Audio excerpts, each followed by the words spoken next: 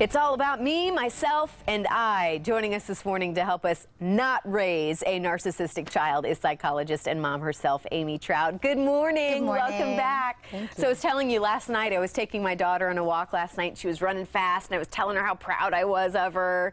And then I thought, I don't know, am I not supposed to tell her how fast she is and how great she is and how beautiful she is to me? No, to you. There's the key words right there. To you. You want to really foster connection and a sense of like connectedness and relationship above all, not performance. Well, and it's interesting because we were talking really in today's culture, I think as parents and really as teachers and, you know, community leaders, we all want to tell children how great they are.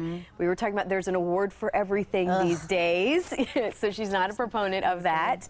So what is, I mean, is narcissism an actual disorder? I mean, is that something that parents need to look out for? You know, there's a lot of variables that make up what narcissistic personality disorder becomes like later in life. But what we're talking about is like features of narcissism, meaning like not just that I feel great about myself, but that I feel greater than others. Right? That's the difference. So it's cool to feel good about your abilities, but once kids reach, especially when they're tiny, once they reach first, second grade, they start comparing themselves with others and realizing, wow, I'm not the best jump roper.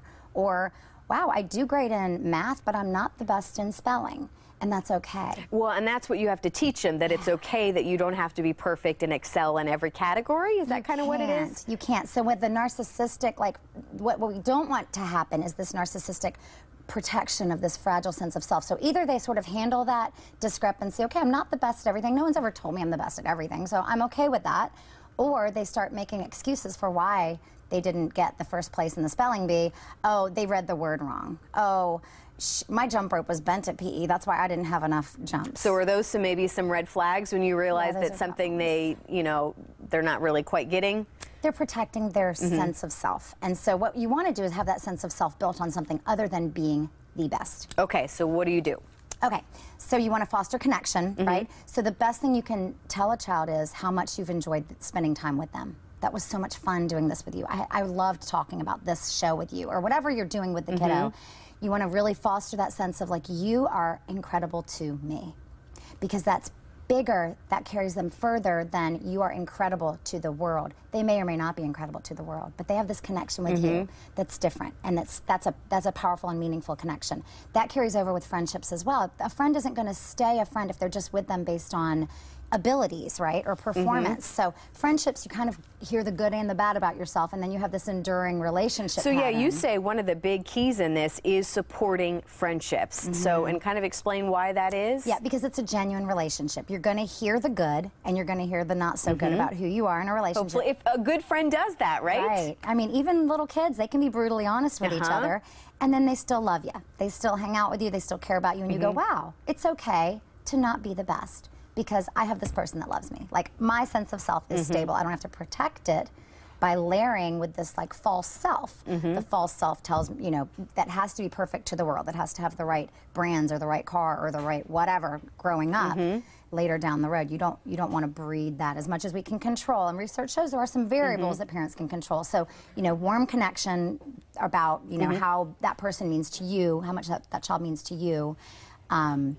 Building those interpersonal relationships, really encouraging and fostering deep connections with others, and teaching them to see, like, empathy, to see life through other people's eyes. Yeah, you say address insensitivity. Right, so when kids say, like, oh, she's just a bully.